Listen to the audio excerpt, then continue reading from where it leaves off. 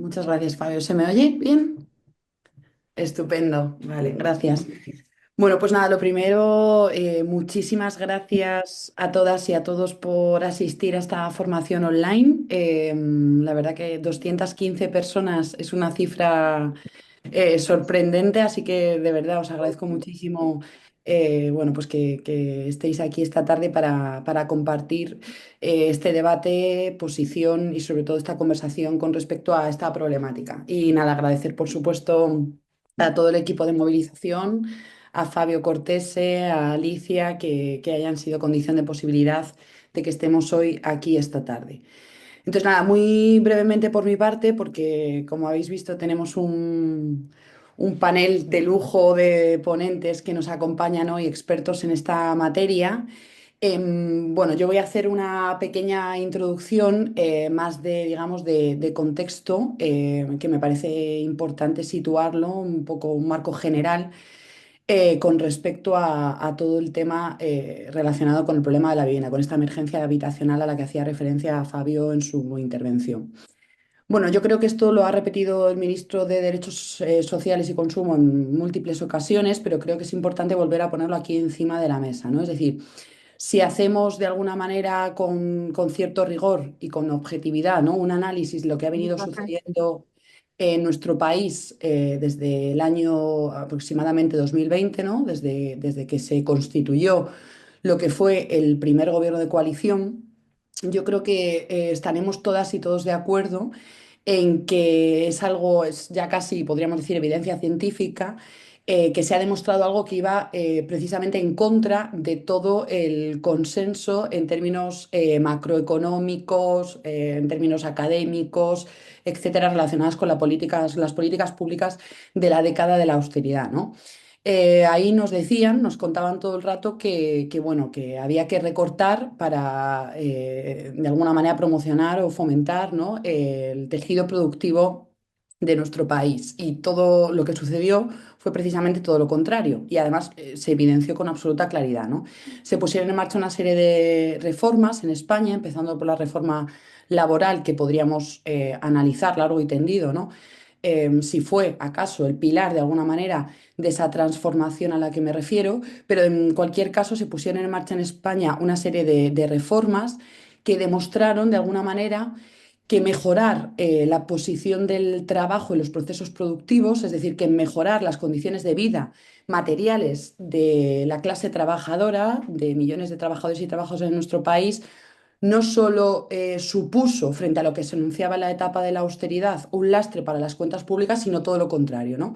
Que se convirtió precisamente en un motor de desarrollo económico para nuestro país. De hecho, no se entiende bien todo el desempeño macroeconómico de España sin entender que precisamente las políticas redistributivas, de alguna manera las que han conseguido que aun siendo muy elevados a día de hoy, no podemos perder esto dentro de nuestra perspectiva general, ¿no? Aun siendo muy elevados a día de hoy los índices de desigualdad, de pobreza, etcétera, la realidad es que estos índices de desigualdad, de pobreza, están en mínimos dentro de la serie histórica, ¿no? Es decir, vemos que, pues, por ejemplo, la brecha retributiva de género se ha reducido a la mitad, que el salario mínimo interprofesional ha aumentado, si no me equivoco el dato, ¿no? Un 61%, que las prestaciones no contributivas han incrementado casi un 50%, que las pensiones se han revalorizado, es decir, un largo etcétera que de alguna manera sienta un precedente totalmente único en nuestro país, en nuestra democracia, porque de facto esto no había sucedido en mucho tiempo, ¿no? Entonces, todos estos factores de alguna manera, lejos de suponer un lastre, un freno para el desempeño económico del país, lo que han demostrado es que, bueno, han sido, sin duda alguna, pues los principales impulsores, los principales motores del desarrollo económico de España, ¿no? Y esto lo que de alguna manera está demostrando, bueno, pues es que es la eficacia en términos de gestión de los distintos gobiernos de coalición progresista, la valía y sobre todo lo que está demostrando es, bueno, pues que la inversión y el consumo público y que por supuesto la transformación de la estructura productiva de España está logrando que hoy en día la economía española haya dado un salto cualitativo que no está basado, como se hacía anteriormente, en la devaluación salarial, en abaratar los costes laborales, sino todo lo contrario. Este salto cualitativo está basado precisamente en un modelo, ¿no?, del que ahora hablamos tanto, en un modelo que es predistributivo como punto de partida, ¿no?, como origen, ¿no? Y esto me parece absolutamente fundamental ponerlo encima de la mesa, ¿no? Porque lo que vemos, ¿no? Lo que hay ya, bueno, pues estudios, revistas de calado, ¿no? De, digamos, de autorizado prestigio y renombre, ¿no? Lo que demuestran es que España hoy en día, pues, es el país de la OCDE que más crece año tras año, que está situado como, digamos, locomotora a nivel de la economía en el marco europeo y un largo etcétera, ¿no?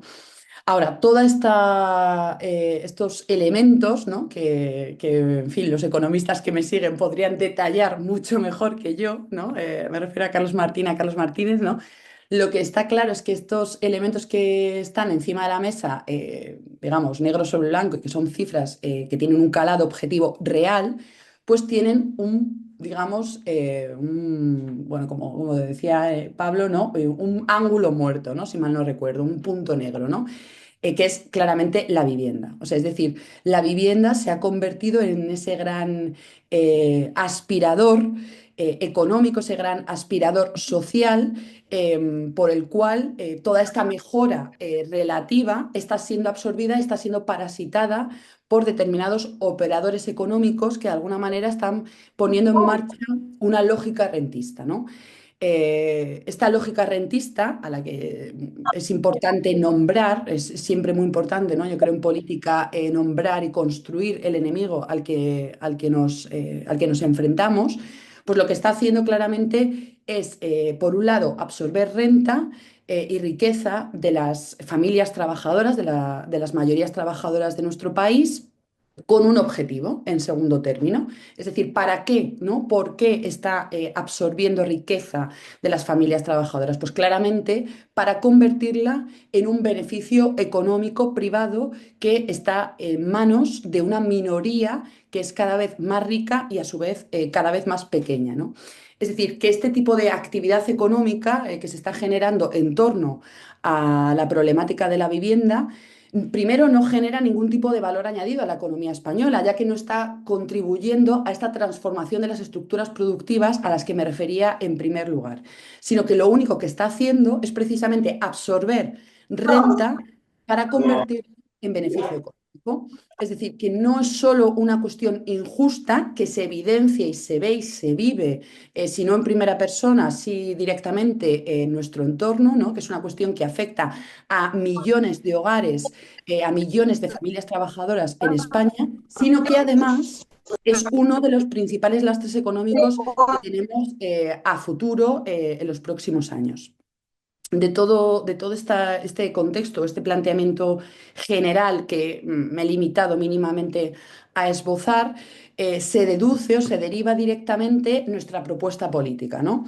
Ahí nosotras y nosotros estamos absolutamente convencidas de que abordar y poner como, digamos, eje vertebrador de todas las políticas públicas que defendemos en materia de vivienda, la intervención del mercado, una intervención además decidida, determinada y muy contundente, es absolutamente crucial. Es decir, lo que estoy intentando explicar o decir es que no es una mera consigna política. No se trata de abordar la intervención del mercado como un lema, ¿no?, de agitación y propaganda para movilizar a las masas en torno a una idea de relato construido meramente.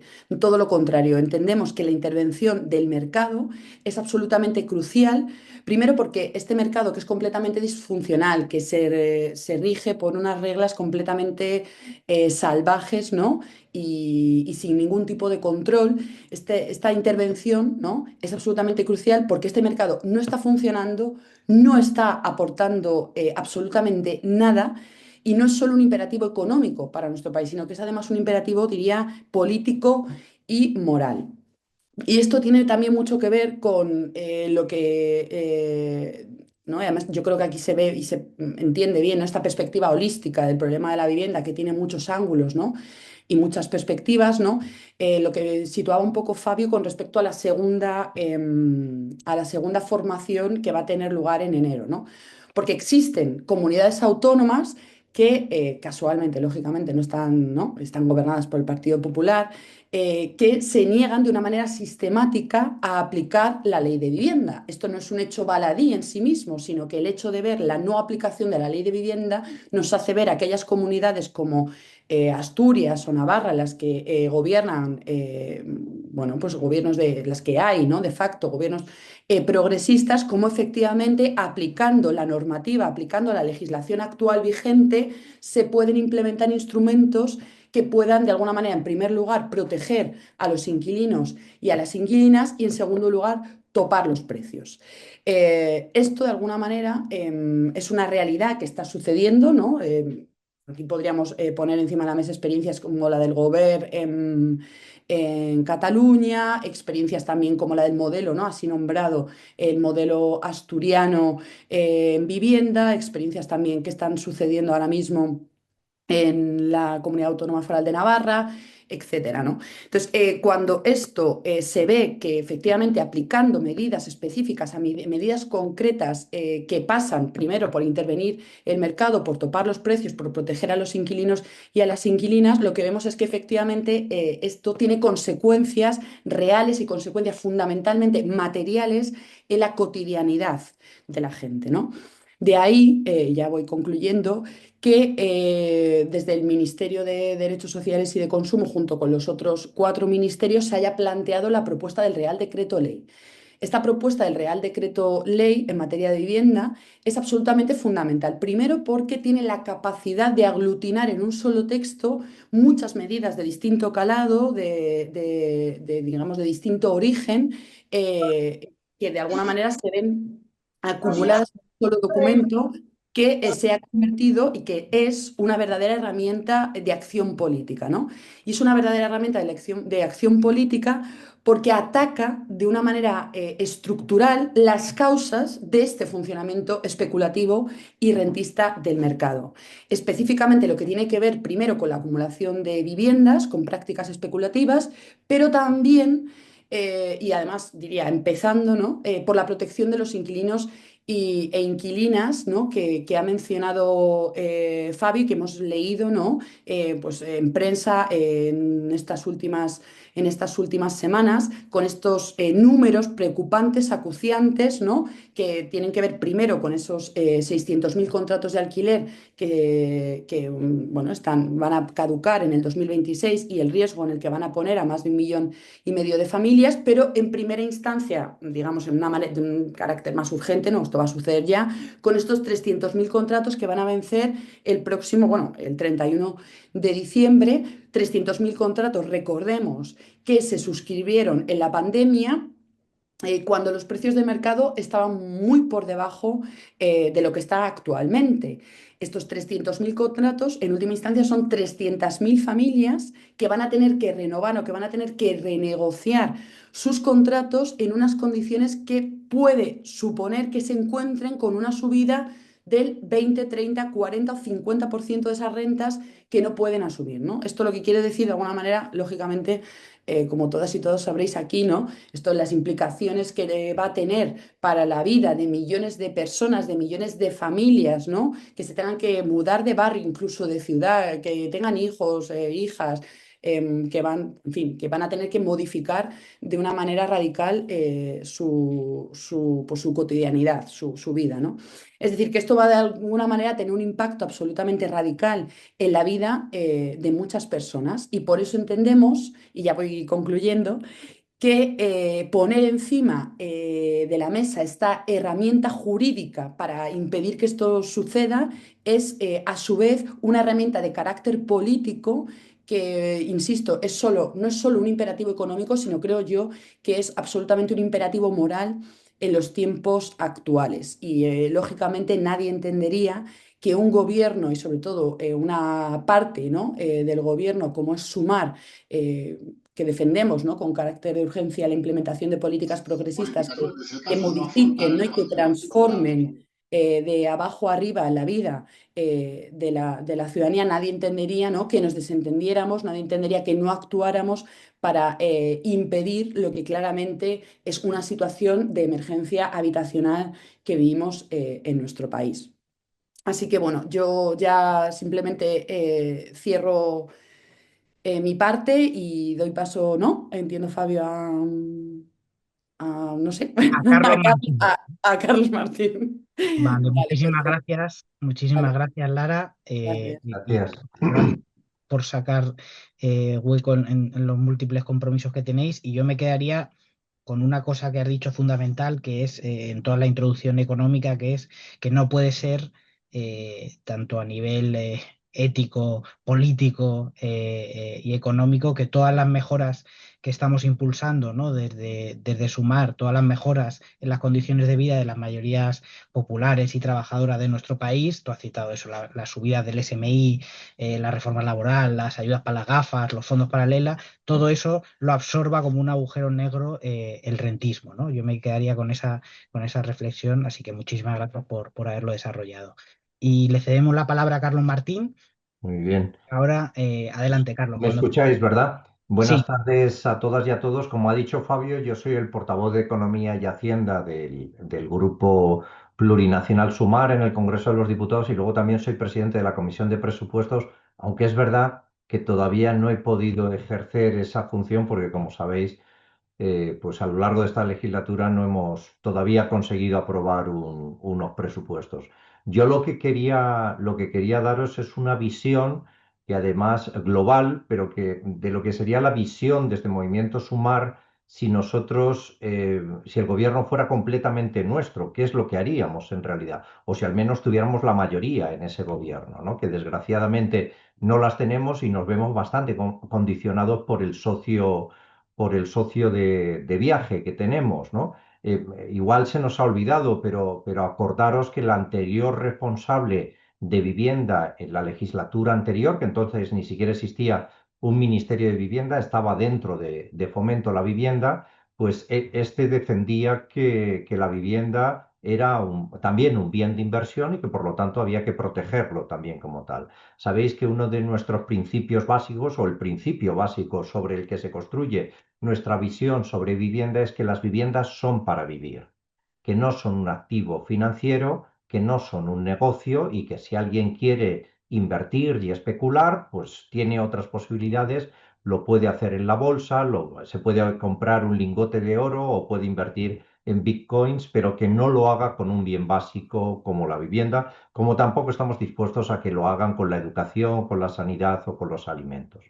Dicho esto, todo esto que os voy a contar lo tenéis mucho mejor contado porque está sedimentado por escrito en un documento que sacamos en el verano de este año que se llama Bajar el precio de la vivienda, clave para el desarrollo personal y el progreso del país, y que creo que los organizadores del acto, Alicia y Fabio, os han facilitado un link al mismo. Yo voy a hacer un pequeño resumen del mismo, ¿no? Fijaros, volvemos a estar nuevamente en una burbuja inmobiliaria, ¿no?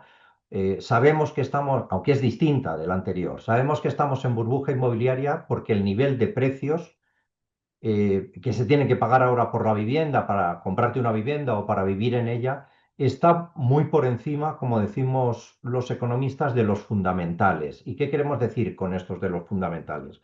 Pues que está por encima de las posibilidades de una familia, de la capacidad de endeudamiento, de la renta que tiene esa familia para poder comprarse esa vivienda, ¿no? Y por lo tanto los precios se han despegado ya, ¿no? Y siguen una lógica que no tiene que ver con la lógica de aquellas familias que quieren una vivienda para vivir. Aquí están entrando otros operadores que quieren hacer negocio con la vivienda, ya sea a través de un Airbnb, ya sea a través de un alquiler de temporada, ya sea a través de un alquiler normal o ya sea porque, como sigue subiendo su precio, esperan especular con las plusvalías de esa vivienda. Por lo tanto, estamos nuevamente en burbuja, aunque tiene características distintas. En la burbuja anterior, sabéis que se financió con un endeudamiento insostenible. En cambio, los damnificados de la burbuja ya los tenemos aquí incluso antes de que estalle. Y de hecho se está financiando con sus vidas, se está financiando con vidas aplazadas y con vidas gastadas. Vidas que se tienen que retrasar porque no te puedes independizar, porque no te puedes divorciar, porque no puedes salir de una relación de maltrato. Y vidas gastadas porque algunos que se acaban comprando una vivienda o alquilando una vivienda, lo que ocurre es que gran parte de su renta, por encima del 30%, que sería lo normal o lo aceptable socialmente, pues ven que lo que decía antes Lara, ¿no? Que el rentismo ha entrado en nuestra economía y que lo que hacen los rentistas es exigirles un alquiler o un precio de la vivienda que está por encima de los salarios que se pagan en este país, por encima de la renta de los hogares o de la capacidad de endeudamiento que tienen esos hogares, ¿no? Y es esto contra lo que tenemos que combatir. Tenemos que pinchar esa burbuja. Fijaos, el Banco de España dicen que en el país faltan 700.000 viviendas para que la oferta y la demanda se acomoden y no tengamos un problema de tensión en los precios. Nosotros también sabemos que esto de oferta y demanda no es el único elemento a tener en cuenta, porque vimos durante la burbuja anterior que construíamos más viviendas que construían al año. Al año construíamos, de hecho, 600.000 viviendas, más que conjuntamente Alemania, Italia y Francia. Y a pesar de que construíamos muchas viviendas, los precios subían. Por lo tanto, no es solo un problema de oferta y demanda, es también un problema de control de precios, como ha dicho antes Lara. Pero bueno, aceptemos que faltan 700.000 viviendas. Fijaos, si faltasen solo 700.000 viviendas, que posiblemente sea así, esto es indicativo de que el problema es manejable, es un problema pequeño. Os acabo de decir que durante la burbuja anterior este país construía 600.000 viviendas al año y hubo 4 años de burbuja. Además, sabemos que tenemos por el Censo de Población y Vivienda, tenemos 1.100.000 viviendas vacías ubicadas en las 7 provincias más pobladas de España. Y sabemos que es una estimación bien hecha porque se ha hecho con el consumo eléctrico de esas viviendas, que obviamente es prácticamente nulo en las viviendas vacías, ¿no? Pero es que además se ha permitido en este país que de un tiempo a esta parte, en los 3 últimos años prácticamente, hayan crecido como setas los Airbnbs, ¿no? Tenemos 370.000 Airbnbs, por lo menos los que conocemos, aunque puede haber muchos más. Ahí el Ministerio de Derechos Sociales está haciendo una gran labor en descubrirlos, en revelarlos, ¿no? Pues tenemos también muchas de esos negocios que podrían ser viviendas permanentes que han crecido en zonas tensionadas del país. Por lo tanto, como decía Lara, aquí lo que tenemos es un problema de un mercado que, como todos los mercados, se guía por la codicia y un sector público, una regulación pública que ha desertado de sus funciones, ¿no? ¿Qué tendríamos que hacer? Y es lo que aparece en el documento que os he citado para terminar con la burbuja. Pues hay que actuar en 3 sitios: en la demanda, en la oferta y en los precios. En la demanda, ¿cómo?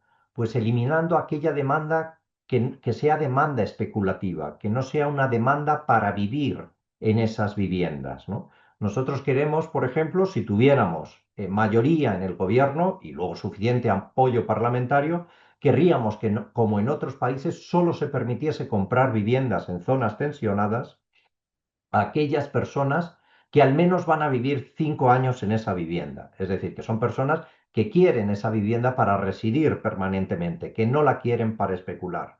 Queremos también limitar el crédito hipotecario que se está dando a empresas y a familias que quieren comprar viviendas no para vivir en ellas, sino para montar un negocio, ¿no? Y el Banco de España podría limitar el crédito que se da al 50% de la tasación e incluso pedirle al banco más capital frente a esos créditos. Esto recortaría el crédito para también esa demanda especulativa. Y luego hay otro elemento que desarrollamos mucho en el documento y es que tenemos mucho dinero negro entrando en el país y que termina en nuestro sector inmobiliario, calentando nuestro sector inmobiliario. Ya nos pasó en la burbuja anterior, ¿no? Donde los billetes de 500, que son los que articulan esa economía sumergida, terminaban y calentaban el sector inmobiliario.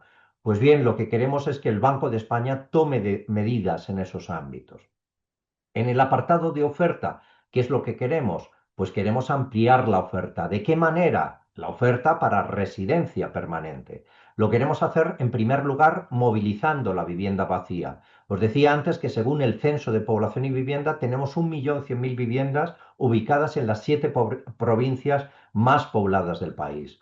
¿Cómo lo podemos hacer esto? Pues con una política del palo y de la zanahoria. La zanahoria sería que el Estado haga de casero de esas viviendas, ¿no? Y que te garantice un alquiler que esté relacionado con los salarios que se pagan en el país, pero siempre te lo paga, independientemente de que el inquilino lo esté pagando o no. Y si quieres tu vivienda, la recuperas en un plazo razonable, porque el parque de viviendas que maneje el ayuntamiento debería ser lo suficientemente grande para permitir una movilidad. Y a todo aquel que no quiera dar su vivienda vacía para ese parque gestionado por un casero público municipal, pues entonces a este sí que le freiríamos a impuesto progresivamente, porque lo que no puede ser es que si hay una emergencia habitacional haya viviendas que estén vacías, que estén en manos muertas, ¿no? Otra cosa que haríamos si nosotros tuviéramos la mayoría del gobierno y apoyo parlamentario suficiente es, si no prohibir los Airbnbs, elevaríamos tanto su fiscalidad que al final sería más interesante que se dedicasen a alquileres permanentes, a residencia permanente. Queremos saber también, porque tenemos un proyecto de ley de momento estancado en el Parlamento, ¿no? Pero que estamos intentando impulsar, que los alquileres de temporada sean alquileres que estén causalizados, que efectivamente no sean un mecanismo para escaparse de la regulación de la ley de arrendamientos urbanos y de la protección que da esta regulación. Y también lo que queremos es gravar la concentración de vivienda, porque no nos parece razonable que haya personas que acumulen cientos y miles de viviendas o de empresas, ¿no? Que las acumulen, ¿no? Y lo que vemos razonable es que por encima de las 4 viviendas, pues haya una fiscalidad cada vez más alta para evitar la concentración y acumulación de viviendas. Y por último, para aumentar esa oferta, ¿no? Lo que queremos es crear ese gran parque de vivienda pública donde nos costó mucho convencer a los compañeros del Partido Socialista, pero finalmente hemos conseguido que haya una empresa pública estatal que se dedique a esto y que vaya a sumar todas las viviendas y terrenos que están en manos del Estado, ya sea a través de la Sareb, ya sea a través de Adif, ya sea a través de distintos ministerios. Tenemos también otro gran instrumento ahora que está encima de la mesa, que es el Plan Estatal de Vivienda, que es un plan quinquenal en este caso, que irá de 2026 a 2030 y que nosotros queremos ahí escalar los recursos. Queremos, por ejemplo, que estos millones de créditos blandos, 61.000 millones de créditos blandos que tenemos concedidos a través del mecanismo de recuperación y resiliencia que el ministro de Economía incomprensiblemente ha dicho que quiere renunciar a esos 61.000 millones que tenemos en créditos blandos, nosotros no queremos renunciar a esos millones, nos parecen un error. De hecho, lo que queremos es escalar el plan estatal de vivienda para construir con esos créditos blandos, para crear, mejor dicho, con esos créditos blandos, un gran parque de vivienda pública en alquiler asequible que regule el precio también en el sector privado. Por último, y con esto termino, hay más elementos que queremos en el plan estatal de vivienda, ¿no? Por ejemplo, queremos que se construya a través, en suelo público y con dinero público, esos 61.000 millones, queremos que se haga a través de inmobiliarias públicas, queremos orillar a las inmobiliarias privadas de lo que sería el parque público. Esto no significa que las inmobiliarias privadas no construyan en suelo privado, pero en la parte pública queremos ahorrarnos el sobrecoste que supone sumar a las inmobiliarias privadas, sobre todo porque el know-how que tiene una inmobiliaria privada es un know-how muy accesible y que ya se tiene dentro del sector público. Por último, os decía, hablaros de los precios, ¿no? Como veis, la idea es reducir la demanda y dejarla solo para aquella gente que quiere comprar viviendas para vivir en ellas y pinchar la burbuja especulativa, a aumentar la oferta de vivienda, movilizando la vivienda vacía, reduciendo o suprimiendo incluso los Airbnbs y con este plan estatal de vivienda, ¿no?, que construya en suelo público y con inmobiliarias públicas y dinero público un gran parque de vivienda para el alquiler asequible. Y por último, el tercer elemento, ¿no?, de esa ecuación sería lo que comentaba Lara, el topar precios. Nosotros pensamos que los precios de la vivienda tienen que estar relacionados con los salarios que se pagan en el país y que es razonable ser propietario de una vivienda porque uno la ha heredado o porque ha ahorrado y luego alquilarla. Lo que no es razonable es alquilarla a precio de rentista, es decir, de extracción de rentas, de sacarle la sangre, de vivir, de tener una vida a costa de otros. Sí es razonable alquilarla dentro de lo que serían los parámetros, ¿no?, de los salarios que se pagan en el país y de que ese alquiler nunca esté por encima del 30% de la renta que tienen los hogares. De hecho, nosotros reclamamos un índice de precios de la vivienda por barrios que se calcule en función del 30% de la renta media de los hogares que alquilan en ese barrio. Y tendríamos un índice que variaría a lo largo de toda una ciudad, que sería los precios más altos en los barrios más ricos y mucho más barato alquilar en los barrios más baratos, ¿no? También queremos limitar, y con esto acabo, limitar los incentivos fiscales que hay en el IRPF, los beneficios fiscales a las personas que alquilan una vivienda, solo a aquellos que alquilen a ese nivel de precios, del precio de alquiler relacionado con el salario o por debajo de ese nivel de precios. Y el que quiera ponerlo por encima, pues que al menos no reciba esos beneficios fiscales. En cualquier caso, el ideal sería ese, el que os digo yo, que nosotros lo que buscaríamos, más allá de las medidas sobre la demanda, sobre la oferta, lo que nosotros plantearíamos es que es razonable que haya precios tasados en un bien básico como el de la vivienda, como los tenemos en otros bienes básicos que los asignamos de otra manera, ¿no? En la sanidad es de acceso gratuito, pero porque la financiamos con impuestos, que es otra manera de introducir precios tasados en el modelo. Nada más, muchas gracias, lo dejo aquí y esa sería nuestra visión y lo tenéis ahí en ese documento que os ha facilitado los compañeros Fabio y Victoria. Gracias. Muchísimas Alicia, gracias, perdón. Carlos. Muchísimas gracias por la exposición tan clara. Lo he puesto en el chat del documento, ahora lo voy a volver a poner. Lo recibiréis también junto con la grabación por correo electrónico. Y Carlos lo que ha hecho es una magnífica síntesis de ese documento de 26 páginas que yo también os animo a leer porque es muy didáctico. Y como digo, lo vuelvo a poner en el chat el enlace. Damos paso sin mayor dilación a Rosa Martínez, que como presentaba antes es la secretaria de Estado de Derechos Sociales. Así que adelante, Rosa. Muchas gracias, Fabio, y buenas tardes a todos y a todas. Y bueno, creo que todo el número de personas que estáis hoy aquí conectadas, pues demuestra el interés claro que existe por el tema de la vivienda y sobre todo qué soluciones planteamos desde Sumar y cuáles son un poco las luchas y defensas propuestas, ¿no?, que estamos defendiendo dentro del gobierno.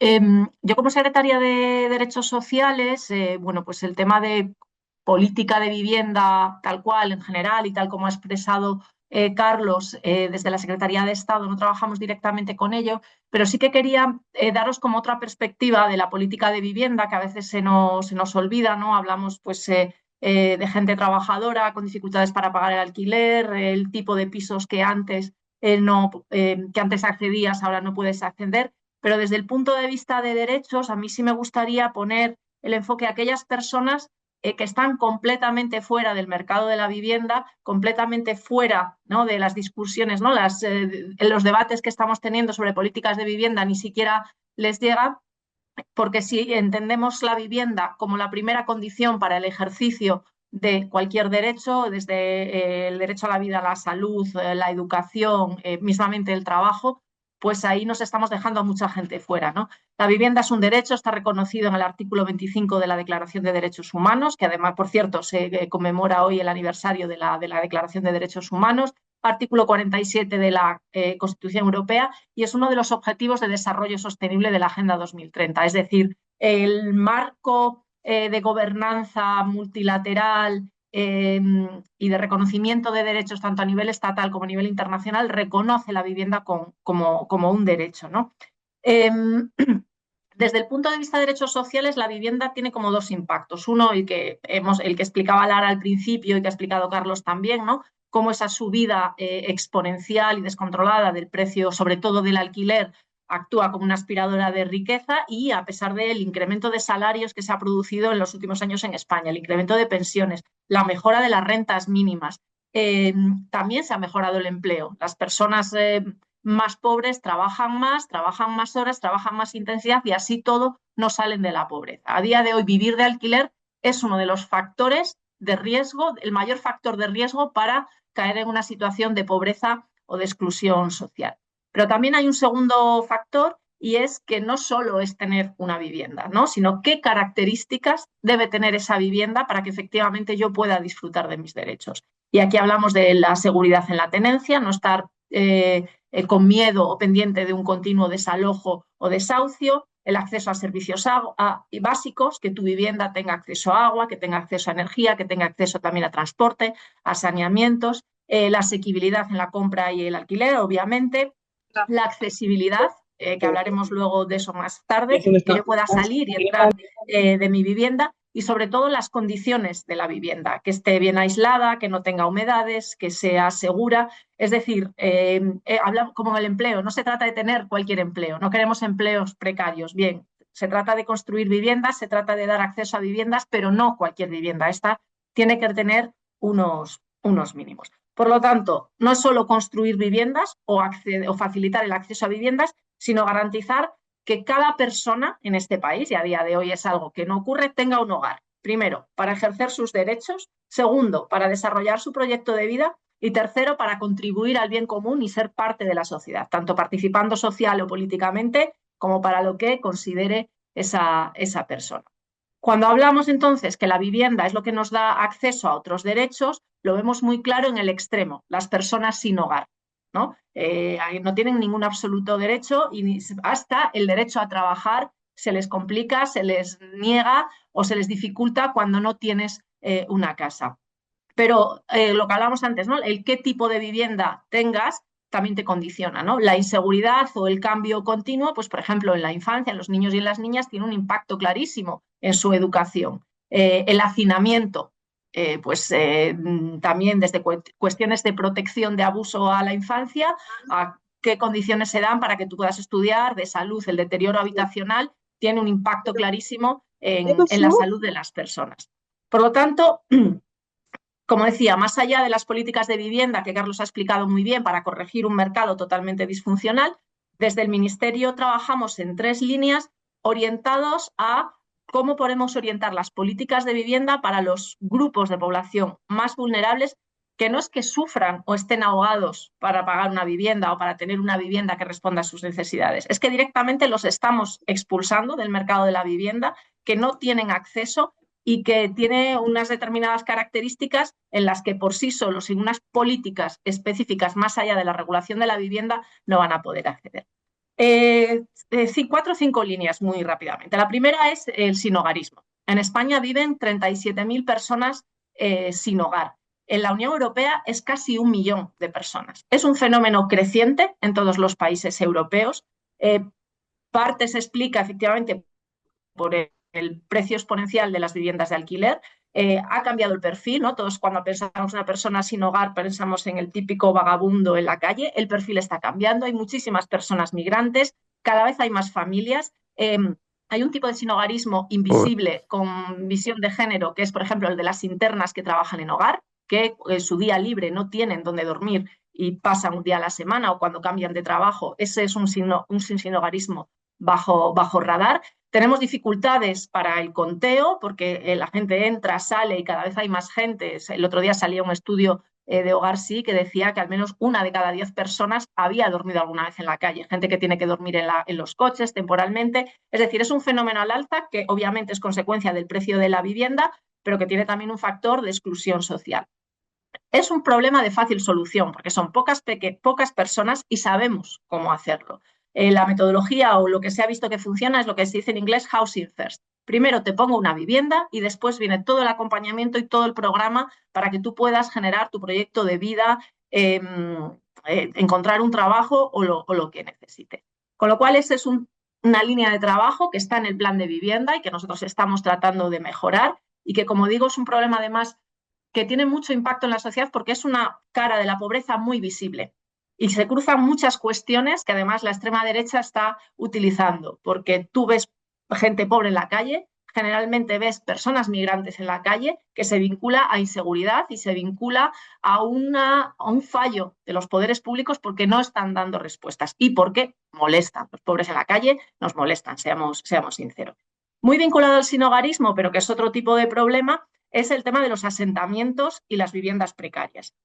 Otro fenómeno al alza en Europa. En España tenemos el ejemplo paradigmático y uno de los mayores asentamientos de infravivienda del sur de Europa es la Cañada Real, pero quienes vivís en provincias con explotaciones agrarias como Almería en torno a los invernaderos, Huelva alrededor de la Fresa y otros lugares, ¿no?, donde hay trabajos al día precarios, cerca, por ejemplo, de los grandes centros de mercado, en Mercamadrid, Mercabarcelona, ¿no?, donde hay como trabajos diarios, eso, se suelen concentrar este tipo de asentamientos.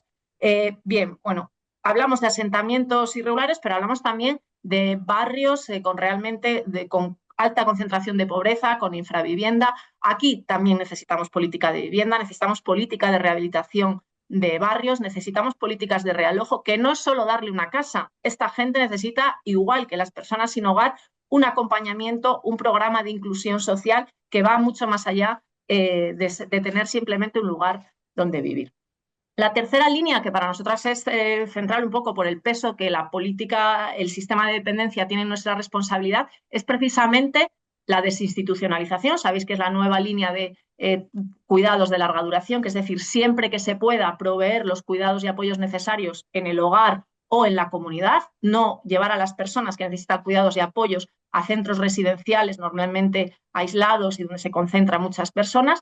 Bien, aquí hay un problema de vivienda. Necesitamos viviendas para proveer estos cuidados, no solo para personas mayores, también personas con discapacidad, también para el sistema de protección a la infancia. Esto también es vivienda social, vivienda que podamos adaptar para que estas viviendas tengan los apoyos y los cuidados necesarios y permitirle a estas personas vivir insertados en la comunidad y no en centros aislados. Tenemos también un o un reto, ¿no?, de cómo cuando una persona envejece, qué gestión hace de su casa, si su casa en la que vive puede ser, es factible, ¿no?, introducir los cuidados necesarios. Estamos hablando si tiene la habitación suficientemente grande como para meter una cama articulada, una grúa, si tiene ascensor para subir y bajar, cómo gestionamos, ¿no? Las personas que se van haciendo mayores no pueden vivir, cómo gestionamos la vivienda y cómo ponemos viviendas, edificios, infraestructuras para que podamos dar otro tipo de respuesta que no sean las grandes residencias de personas mayores o personas con discapacidad. Y por último, vinculado también a las personas mayores, pero que también tiene mucho impacto en la vida de las personas con discapacidad, es la accesibilidad. Actualmente en España viven 100.000 personas encerradas en su casa porque no tienen ascensor o principalmente porque no tienen ascensor o porque no tienen rampas en su portal. En la reforma de las leyes de discapacidad y dependencia, que está ahora mismo en el Congreso y que esperamos mañana pasar la totalidad, hemos modificado la ley de propiedad horizontal para que precisamente las reformas por discapacidad sean parte de las reformas que una comunidad está obligada a hacer. Igualmente, se obliga a las administraciones públicas a poner ayuda de financiación y se pone una serie de requisitos para facilitar, porque es verdad que hay muchas personas que con que una sola persona se oponga, por ejemplo, a poner ascensor, pues no se pone, lo cual confina a la gente y estás otra vez limitando derechos como poder trabajar, autonomía, etc. Con lo cual, este es un tema importante que tiene también mucho que ver con la rehabilitación energética de los edificios, porque son edificios, y aquí hablando con rehabilitación hablamos, ¿no?, de derechos sociales, pero también podemos hablar, y quizá deberíamos empezar también en nuestro país a pensar cada vez más en términos de la vivienda como un elemento de riesgo para los impactos del cambio climático. Las viviendas que no están aisladas, las viviendas, la pobreza energética, si tú vives en una infravivienda vas a sufrir el doble en las olas de calor. Y tu derecho a la vivienda, lo hemos visto, violado y arrasado con las inundaciones de la Dana y con los incendios forestales donde ha entrado. Los impactos del cambio climático que va a vivir España, grandes inundaciones, grandes incendios forestales y olas de calor, tienen un componente residencial y de vivienda que hay que empezar a pensar. Tanto la rehabilitación, que ya hay programas en marcha, pero que hay que acelerar y ver cómo llegan a los lugares más y personas más vulnerables, y también cómo protegemos los impactos de las catástrofes climáticas.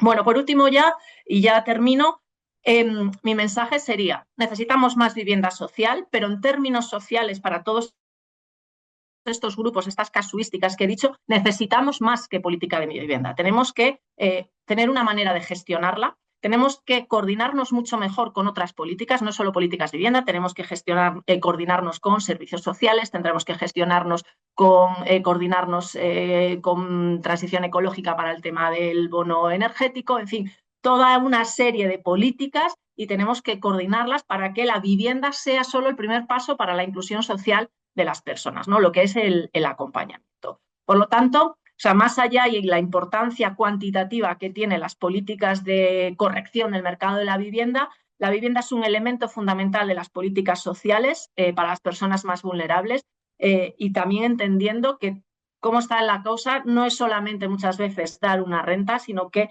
tienes que acompañar, dar unas condiciones de vivienda y sobre todo un acompañamiento para que las personas puedan tener su proyecto de vida. Y aquí lo dejo. Muchas gracias.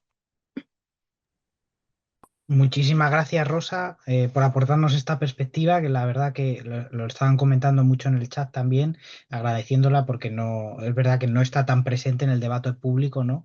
Como tal vez debería, y sobre todo, bueno, creo que luego, o sea, han comentado, por ejemplo, la importancia de trabajar lo del Housing First, luego recopilamos alguna pregunta, ¿no? Y sobre todo nos quedamos con esa idea de que la vivienda es fundamental en políticas sociales porque nos da acceso a otros derechos, ¿no? La vivienda bueno, como muy bien has comentado, de qué tipo de vivienda y su conexión con todos los temas de eficiencia energética y cambio climático, que yo creo que es un tema también en el que profundizar bastante. Así que millones de gracias. Ahora recopilamos alguna pregunta por el chat y gracias por las intervenciones. Y cedo la palabra al último ponente, a Carlos Martínez. Adelante, que creo que también tenía una presentación que puedes proyectar cuando quieras. Adelante, Sí, Carlos. lo primero de todo, bueno, buenas tardes. Muchísimas gracias a todas y a todos por la invitación. Deciros que me siento como en casa porque tengo muchas amigas y amigos y compañeros aquí, o sea que encantado de estar echando la tarde aquí con vosotras y vosotros. Tengo una presentación, le voy a dar a compartir, a ver si me deja pantalla 2 ahora. Creo que se ve bien. A ver, sí, ¿no? Sí, sí. Vale. Muy bien. Vale, pues empezamos. Situación de la vivienda en España. No me quiero repetir, pero bueno, sí que había preparado una pequeña presentación antes de entrar a hablar de lo que sería, como bien han comentado mis asesores, el Real Decreto Ley que más o menos estamos trabajando. Bueno, me presento, yo soy Carlos Martínez. No es exactamente la Dirección General de Consumo, Fabio, pero bueno, está cerca, es la Secretaría General de Consumo y Juego. Que por entendernos es lo que en la anterior legislatura era el Ministerio de Consumo, que ahora se ha integrado en el Ministerio de Derechos Sociales, donde está también Rosa, la Secretaría de Estado de Derechos Sociales, y además la Agenda 2030, ¿no? Entonces ahora somos Secretaría General de Consumo y Juego, pero básicamente tenemos las políticas del Ministerio de Consumo en la legislatura anterior. Deciros que antes de plantear lo que son las medidas, no me quiero tampoco enrollar mucho, pero sí que me gustaría ver un poco la caracterización en concreto del problema de la vivienda en general. Es un problema de casi todos los países de la OCDE, pero también de las particularidades que tenemos en España. Entonces, viendo alguna cuestión preliminar, como decía, la caracterización que podemos tener en nuestro país es, primero, que somos un país tradicionalmente donde la tenencia en propiedad, es decir, donde los propietarios ocupan un gran peso, estamos por encima de la media europea, proviene también de las políticas que durante el franquismo se llevaron a cabo, se entendía, ¿no?, por tanto, que la propiedad era un objetivo y se ha ido fomentando durante muchas décadas. A pesar de que en las últimas décadas, en los últimos años hemos ido bajando, todavía nos encontramos por encima de la media europea.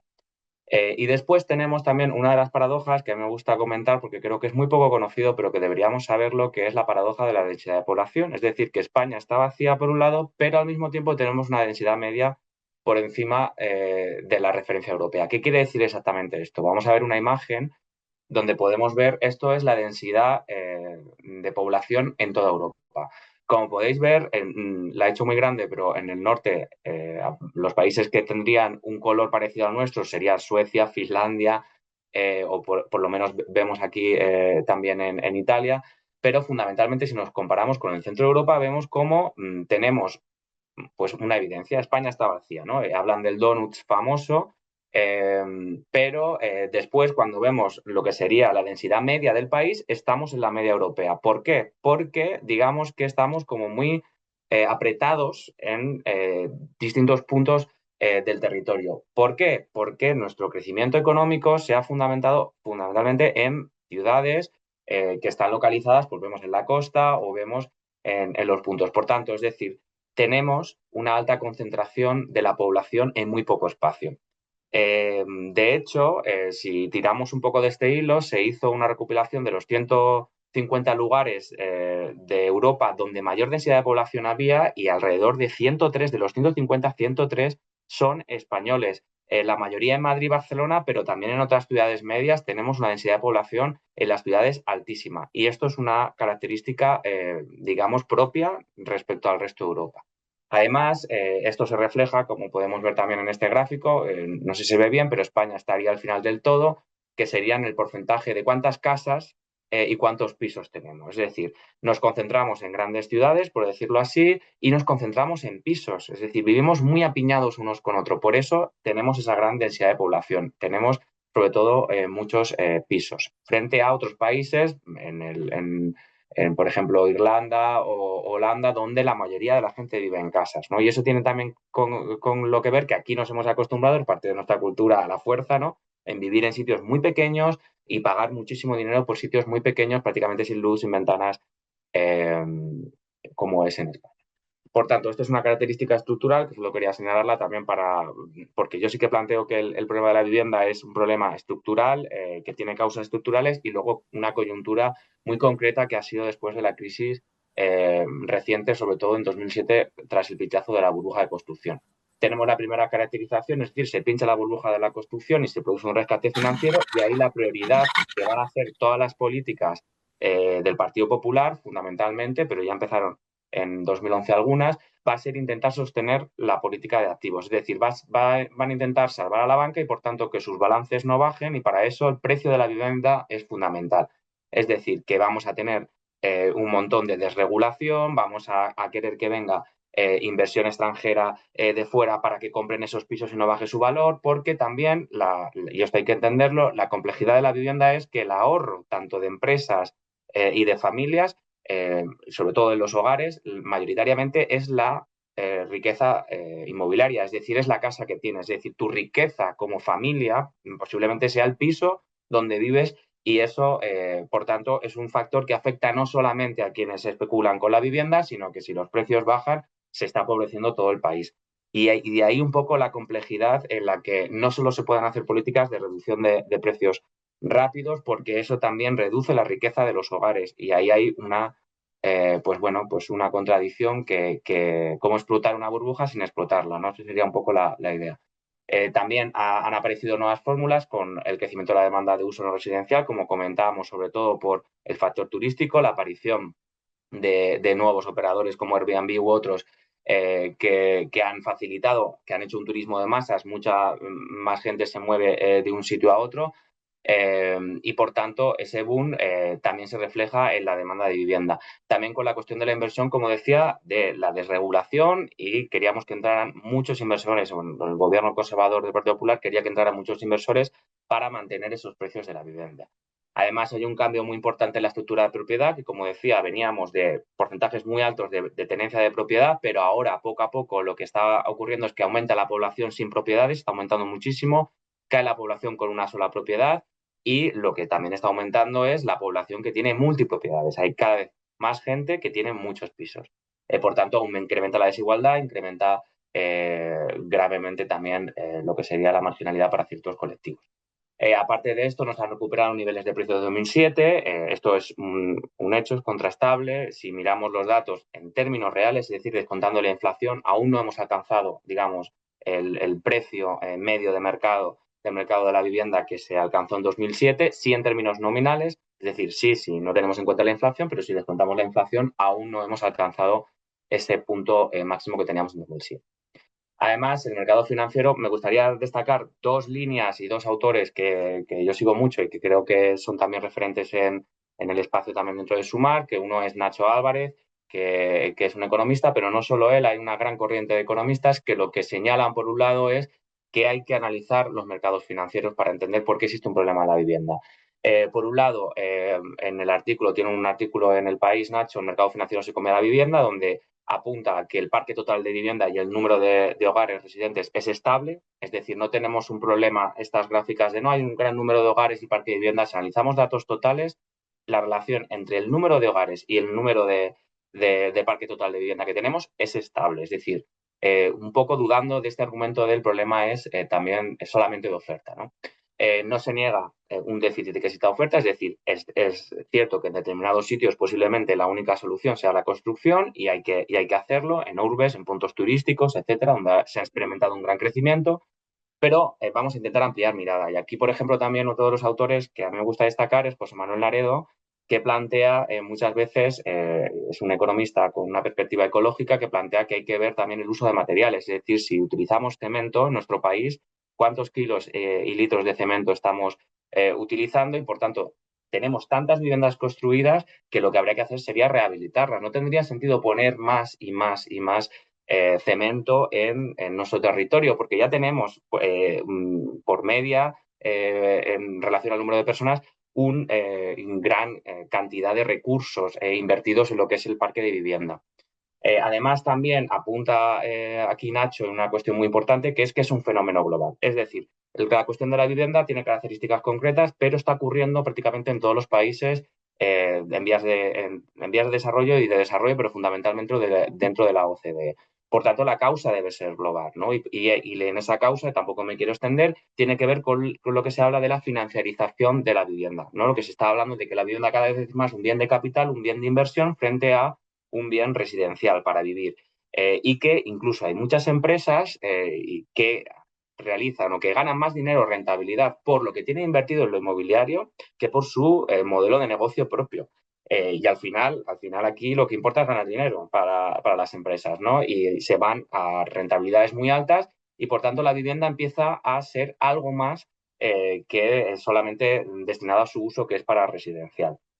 Además, hay que sumar otros factores, tampoco me quiero extender, política monetaria expansiva. Desde 2007 los tipos de interés se han bajado muchísimo, esto ha incrementado lo que es el número de ricos a nivel mundial, se ha incrementado la riqueza financiera. Puede que la mayoría que estemos aquí no lo entendamos porque no tenemos inversión en acciones o en mercados financieros, pero lo que ha ocurrido es que ha habido una política monetaria que ha enriquecido muchísimo más precisamente a la gente que más dinero tenía, y esto hace que exista un exceso de liquidez.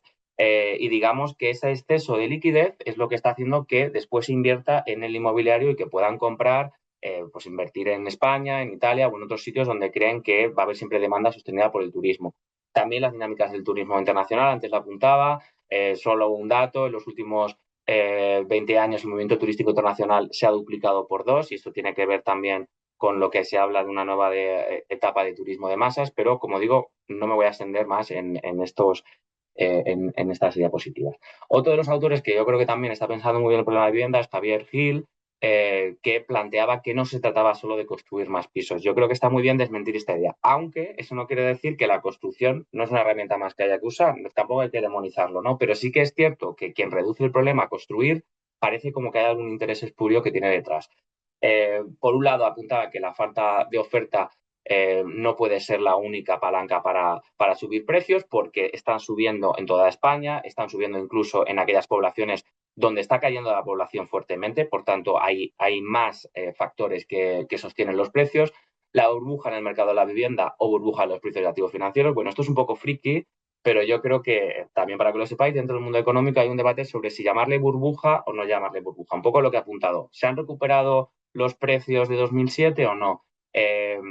Aquí hay distinto debate, yo creo que es un debate más terminológico, pero un poco la idea, es decir, no se trata tanto de que exista una burbuja como ocurrió en 2007, es decir, no se trata de que la historia se vaya a repetir, sino de lo que se trata es que ahora mismo estamos en otro tipo de crisis con otras características, que tiene que ver, como comentaba, con ese exceso de liquidez, ese exceso de dinero que existe en los mercados financieros que está canalizándose hacia la inversión, el turismo, es decir, hay una demanda real, no está sostenida por el crédito, pero esa demanda real proviene de una burbuja de activos o financiera, ¿no? Y yo creo que es muy interesante cómo meter ese concepto de burbuja también en la cuestión de activos financieros, para no caer en el debate de que muchos economistas te dirán que no existe esa burbuja en el mercado de la vivienda porque sí que hay una demanda real, no está impulsada por el crédito.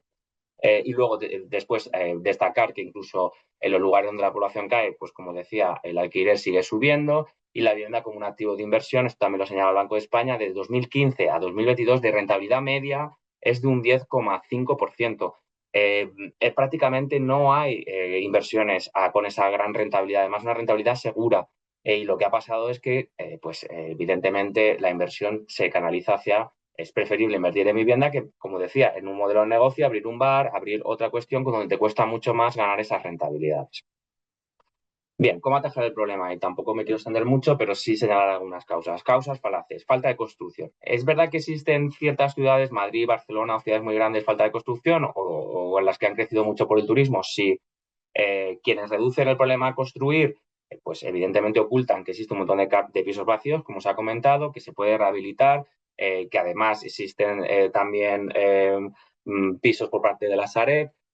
Y después también otro argumento falaz que yo creo que es la inseguridad jurídica que reduce la inversión. Todo el rato se amenaza, no va a haber inseguridad jurídica y por tanto esto reduce el número de pisos. No vamos a regular el alquiler porque esto asusta. Y al final la pregunta que hay que hacerse es, si tú estás esperando ganar 1.200 euros, yo te regulo y ahora vas a ganar solo 1.000, tú te enfadas y quitas tu piso del alquiler, ¿no? Y entonces dejas de ganar los 1.000. Entonces, al final no tiene sentido. Es decir, al final aquí nadie está diciendo que no se vaya a obtener una rentabilidad. Lo que estamos diciendo es que esa rentabilidad no puede ser del 10,5%, que es una barbaridad a costa precisamente de un montón de clase trabajadora que está trabajando y generando además valor y que lo aporta de esa forma a los rentistas, ¿no? Por tanto, es un argumento falaz. Causa más probable es respuesta de la crisis de 2007. Hay que deshacer el camino andado y en parte en la legislatura anterior y en esta se ha hecho, por ejemplo, la regulación de las SICAPs, intentar ponerle trabas a lo que es la financiación externa. También la cuestión de la regulación bancaria. Seguimos teniendo una regulación bancaria muy estricta que impide que el crédito llegue a las familias. También la política de sostenimiento de precios de los activos, como decía, y luego causas estructurales más a largo plazo, como la financiarización de la economía, la política monetaria expansiva que comentaba, la regulación de prestadores de servicios digitales en relación al turismo, ¿no? Como Airbnb. Después tenemos el Real Decreto de Medidas Urgentes para intervenir en el mercado de la vivienda, y que es un poco la respuesta, como decían, que se está intentando negociar también con el otro socio de gobierno para intentar meter algunas medidas. ¿Por qué? Yo creo que hay que situar en unos años hasta aquí prácticamente ninguna fuerza política, ni siquiera Vox, no defiende intervenir en el mercado de la vivienda, aunque después no lo hagan en las comunidades donde gobiernan, pero sí que retóricamente todo el mundo, cuando ves cualquier debate, admite que hemos llegado a una situación insostenible, porque la situación afecta a muchísimas capas sociales. Y que, por tanto, la cuestión es, vamos a intervenir, el debate es cómo. Los problemas más urgentes, sobre todo desde nuestro planteamiento, es cuáles son los inquilinos, las personas en una situación mucho más necesitada son las personas que están en alquiler, especialmente en aquellas áreas urbanas donde tienen alquileres muy grandes. Además, 2 de cada 5 personas en alquiler están en riesgo de pobreza y la tasa de emancipación cada vez más alta. Y, por tanto, podemos distinguir lo que serían medidas de contención en el corto plazo, medidas para intentar frenar ese incremento de la desigualdad y medidas estructurales, que cambiemos la dinámica del mercado. Las medidas de contención, pues facilitar el acceso. Y ahora veremos algunas. Y medidas estructurales, pues lo que tenemos que hacer, como bien se ha planteado aquí, es que solamente aquellas personas que compren una casa para residir puedan hacerlo. Si hay otros usos, tienen que desincentivarse. Si lo vas a hacer para el sector turístico, desincentivo. Si lo vas a hacer para invertir, desincentivo. Si no, no vamos a acabar con esta dinámica que, como digo, cuando alguien ve un 10,5% de rentabilidad invirtiendo en esto, eso atrae a muchísima, muchísima gente a la compra de vivienda. Por tanto, tenemos que acabar con esa gran rentabilidad en el medio plazo. En cuanto a la primera medida, sería la prórroga extraordinaria de alquileres, medida de contención. Vamos a parar lo que sería con urgencia la prórroga extraordinaria de alquileres. Como sabéis, este año vencen en torno a 500.000 o 600.000 contratos de alquiler, se calcula, y por tanto se puede volver a prorrogar. No existe un problema legal, ya se ha hecho en base a la necesidad de urgencia por la pandemia, por la crisis energética que vino después. Se puede extender este concepto de crisis habitacional y, por tanto, declarar también una prórroga el año que viene para proteger a los inquilinos. Actualmente están ganando mucho dinero ya los rentistas. No existe un problema de que vayan a dejar los pisos. Si veis los debates que hay en televisión, esta medida están en contra porque va a asustar a la gente. Si tú, vuelvo a repetir la idea, si ganas mucho dinero en el alquiler, aunque ganes un poquito menos, tú vas a seguir alquilando, ¿vale? No me quiero tampoco extender mucho porque supongo que Fabio me irá cortando, pero otra de las medidas que hay es regular el alquiler, la vivienda, como también explicaba Carlos Martín. Tenemos un problema en el que se ha regulado muchísimo lo que es el alquiler residencial, y hay dos excepciones, o bien cuando alquilas habitaciones o bien cuando alquilas de temporada. Y todos esos arrendatarios están pasando a alquilar a través de habitaciones o de temporada para saltarse las obligaciones que le impone la ley. Por tanto, tenemos que poner las mismas obligaciones también a habitaciones y también para temporada. Y después tenemos, como decía, una medida un poco más estructural, que son los impuestos de la acumulación de vivienda, imponer un tipo del 5% anual sobre el patrimonio inmobiliario. Eso desincentivaría la acumulación. Además, si hablamos de rentabilidades del 10,5, pues nos estaríamos comiendo prácticamente la mitad.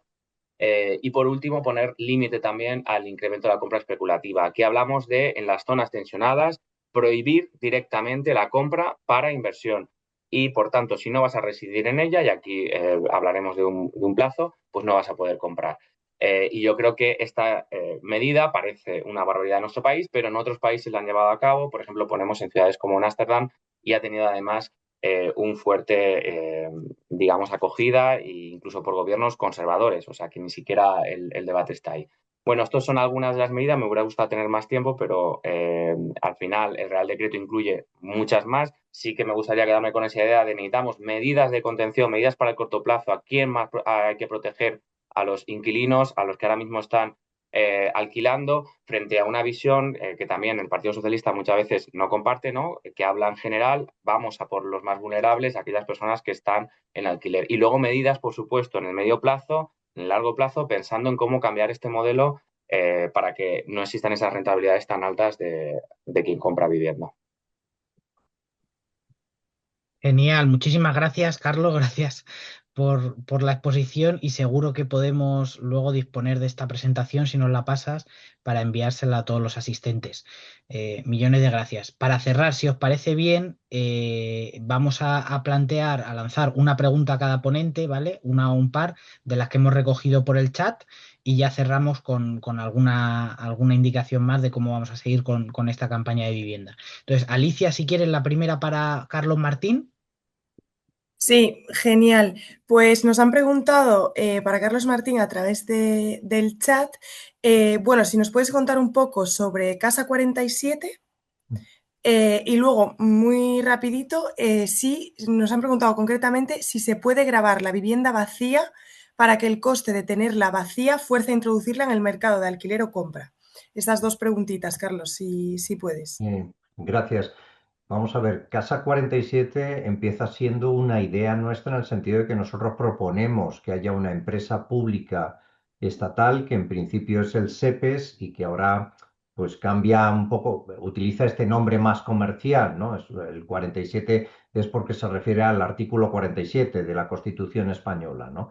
El problema que nosotros seguimos viendo, que es una gran idea, porque vamos, es una idea que ha nacido en nosotros y que hemos respaldado nosotros, es los ritmos tan largos que le está llevando al Partido Socialista impulsar la idea. Sabéis que Casa 47 nace sobre todo de las viviendas que cede la Sareb, que es el banco malo que se crea durante la crisis inmobiliaria para asumir una serie de activos que se habían devaluado puntualmente y que el Estado compra a un precio incluso inflado y los mete en la Sareb. Y desde entonces la Sareb hasta ahora ha estado operando para mantener el precio de la vivienda alto, no para que baje, porque su objetivo era liquidar y recuperar la mayor deuda posible, ¿no? Bueno, esto desde hace años era un objetivo absurdo para la Sareb que Nosotros hemos estado empujando para que no operase de esta manera y finalmente se ha conocido y esas viviendas van a ser transferidas al SEPES, que es Casa 47. Lo único que va a tardarse 5 años, perdón, 4 años en hacer esa transferencia y 2 años en transferir los suelos. Los plazos son, ya digo, a nosotros esto siempre que hablamos con responsables de vivienda del Partido Socialista es una de las cosas que nos resulta muy difícil de entender. De hecho, la presidenta del SEPES, que es Casa 47, dice que ya funciona con un horizonte de 10 años para solucionar el problema en la vivienda, que obviamente no casa con las necesidades que tiene el país. La Sareb, fijaros, ha estado tan mal gestionada como que de hecho quedan todavía, después de 14 años de funcionamiento de la Sareb, 3.000 millones en su patrimonio, de los cuales la Sareb ha sido incapaz de hacerse con la garantía hipotecaria de los inmuebles o los suelos que tienen detrás esos 3.000 millones. O sea que ha sido un gran fiasco desde el punto de vista de la gestión y para los intereses de los españoles y las españolas que hemos tenido que asumir su deuda, ¿no? Por tanto, seguiremos empujando, impulsando el que las cosas vayan más rápido, pero de momento se sigue arrastrando mucho los pies en este asunto. Respecto al otro, ¿se puede grabar la vivienda vacía? Sí, de hecho ya se hace en algunos sitios. Algunos ayuntamientos la graban de manera progresiva a través del IBI, ¿no? Si se mantiene un año, 2, 3, ¿no? Va asumiendo el IBI que tienes que pagar. Aquí lo que cabría, desde nuestro punto de vista, es que exista un impuesto estatal, incluso que grave la vivienda vacía, porque vemos que algunos ayuntamientos, como por ejemplo el de Madrid y otros ayuntamientos regidos por el Partido Popular, pues nunca se va a utilizar este instrumento, el instrumento del desincentivo fiscal, para que esas viviendas entren en el mercado, ¿no? Pero nuevamente aquí el Partido Socialista no tiene sensibilidad hacia este asunto. Es verdad que luego el Parlamento difícilmente podía aprobar esta propuesta, pero ni siquiera para presentar una proposición en ese sentido. Pues bueno, ahí seguimos empujando al socio de gobierno, que poco a poco vamos consiguiendo cambiar el discurso, pero no a los ritmos que requiere el problema que tenemos ahora. Genial, Carlos, muchísimas gracias por las aportaciones, por las respuestas y por participar en la formación. Vamos a hacerle ahora las preguntas a Rosa Martínez, que está por aquí.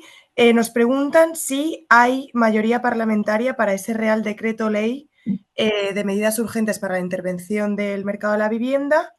Y luego también nos preguntan sobre experiencias en otros países, es decir, en Francia hacen política de vivienda que funciona.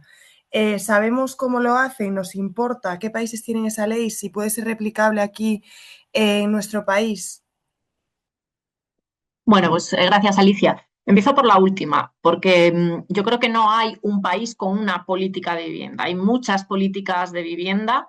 Creo que hay ejemplos además a nivel municipal, como por ejemplo Viena, que es relevante. En los países, por ejemplo, nórdicos que tienen el sistema de cuidados de larga duración más desarrollado, pues quizá tengan más desarrollado las políticas de vivienda en temas de desinstitucionalización y cuidados. Pero la realidad es que todos los países ahora mismo tienen problemas de precio de la vivienda. Lo que comentaba Carlos, ¿no? La disponibilidad de renta para inversión es un fenómeno mundial. El turismo masivo es un fenómeno mundial y todos los países, hasta un pequeño país como es las Islas Feroe, en los últimos años ha subido un incremento del precio de la vivienda por encima del 20%. Un país de 50.000 habitantes tiene problemas de vivienda con las mismas lógicas que podemos tener en España, que tienen en Roma, que tienen en Francia, etcétera. Con lo cual, y en el momento en el que además hablamos que el origen del problema es financiero, la solución pasa también por una regulación de los mercados financieros a nivel estatal. Yo creo que lo interesante es analizar lo que funciona en otros países y adaptarlo, porque ni siquiera muchas veces las políticas que funcionan en otro país funcionarían en nuestro contexto literalmente. Y luego respecto a las mayorías parlamentarias, bueno, yo no solo para este Real Decreto Ley de vivienda, sino en general como pregunta de legislatura. Hay mayoría para algo en el Congreso y lo que estamos viendo es que la realidad cuesta construir cada mayoría, incluso para cuestiones de sentido común básicas, apartidistas, por así decirlo, cuesta mucho construir esos consensos, ¿no? el tema de vivienda no hay una posición clara. Parte de los partidos que apoyan normalmente al gobierno no tienen una visión tan decidida como tiene Sumar en el ámbito de entrar a regular el mercado de la vivienda. Son menos intervencionistas, ¿no? Tanto PNV como Junts.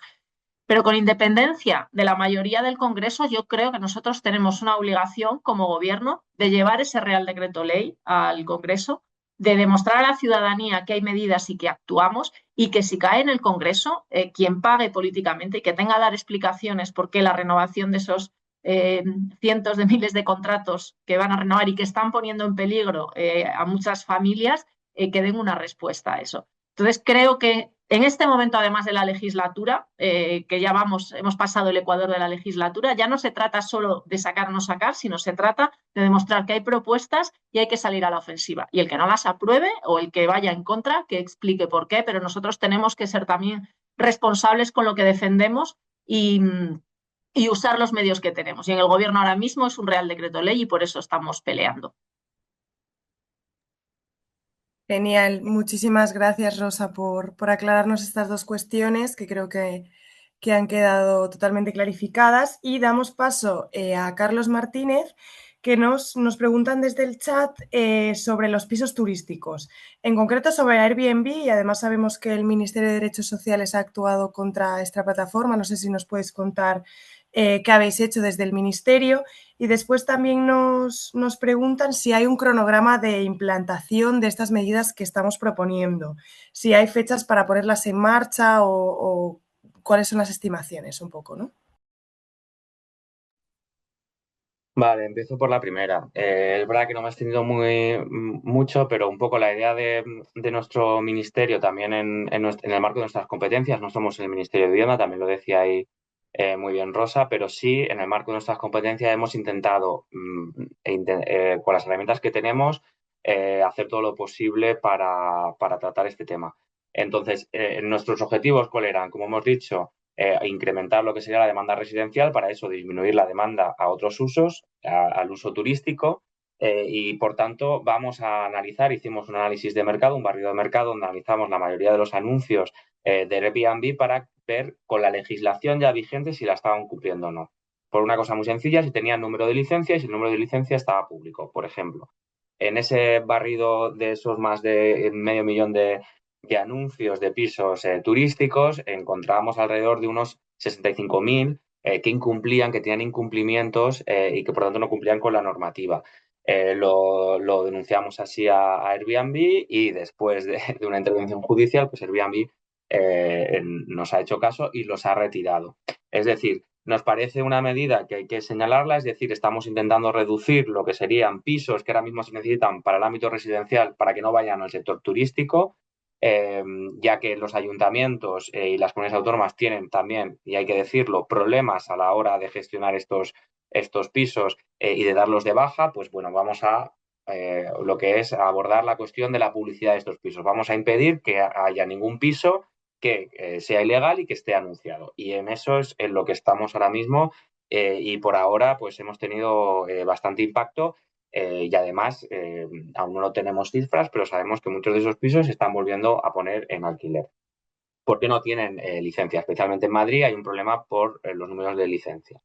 Y respecto a la segunda pregunta, en cuanto al cronograma, nuestra cuestión es referida a lo que sería la prórroga de los contratos de alquiler. Es una cuestión inmediata. Queremos que se apruebe antes de que acabe el año porque las primeras personas afectadas ya lo serían en enero, en febrero y, por tanto, cuanto antes tomemos esta medida, sobre todo en un momento de crisis habitacional, yo lo recuerdo, hay que tomar medidas urgentes, de que mandemos un mensaje de tranquilidad a todo el mundo que ahora mismo está en una situación de urgencia, de necesidad, con mucho miedo que le van a subir su alquiler. Vamos a mandar un mensaje de que con este gobierno no vamos a permitir que la rentabilidad o la avaricia de unos pocos se lleve a cabo a costa de la salud y del bienestar de quien está ahora mismo en alquiler.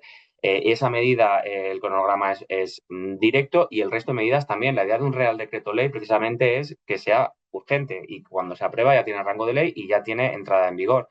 Es cierto que hay otras medidas más estructurales, como por ejemplo son la cuestión de los impuestos, que a lo mejor también se debaten en otro marco, como puede ser el marco de los presupuestos, y que conllevan un poco más de tiempo, por decirlo así. Pero nuestra idea es aprobar un Real Decreto Ley que, como bien decía Rosa, sea inmediato, se apruebe cuanto antes y quien no quiera hacerlo, pues que quede retratado, ¿no? Y que quede retratado cómo abandona a tanta gente que ahora mismo está en necesidad extrema. Oh, Genial, genial. muchísimas gracias, Carlos. Perdón, Alicia. Dale, dale, dale. Muchísimas gracias. Nada, queríamos ya cerrar con los últimos 5 minutos. Os pedimos 5 minutos más de vuestro tiempo. Creo que ha sido súper interesante la formación y que hemos tocado muchos aspectos y prueba de ello es que hemos sido casi más de 200 personas durante toda la formación. En 5 minutos más, antes de que os vayáis, os queríamos eso, a todos las y los asistentes, decir eso, que os enviaremos la grabación, las conclusiones y los documentos por correo electrónico, que la próxima formación, ¿no? Que esto es una formación y lo hemos pensado así como un taller, pero que hay mucha más actividad, ¿no? Y ahora la comentaremos para cerrar, para organizarse y para movilizarnos, para apoyar todas estas medidas, ¿no? En primer lugar, el tema de la congelación y prórroga de alquileres. La próxima formación, como comentábamos, la haremos en enero, pero hay muchas cosas antes que hacer. Y cualquier duda, cuestión que se haya quedado por el camino, tenéis el correo de info@movimientosumar.es o también el que leemos directamente, que es el de voluntarias@movimientosumar.es para todas las cuestiones pendientes que podamos hacer llegar a los ponentes, ¿vale? Que han salido aquí, así que ahí estamos a disposición.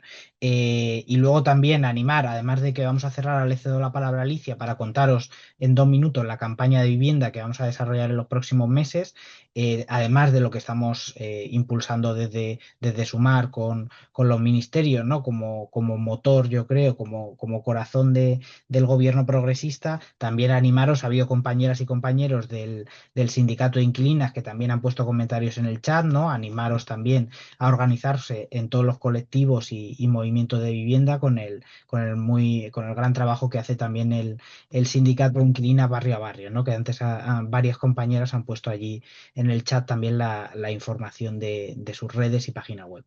Así que Alicia, te cedo la palabra para cerrar y comentar un poco la campaña de vivienda que tenemos pensada para terminar con un mensaje, ¿no? De una llamada a la acción después de esta maravillosa formación. Así que muchas gracias y dale, Alicia.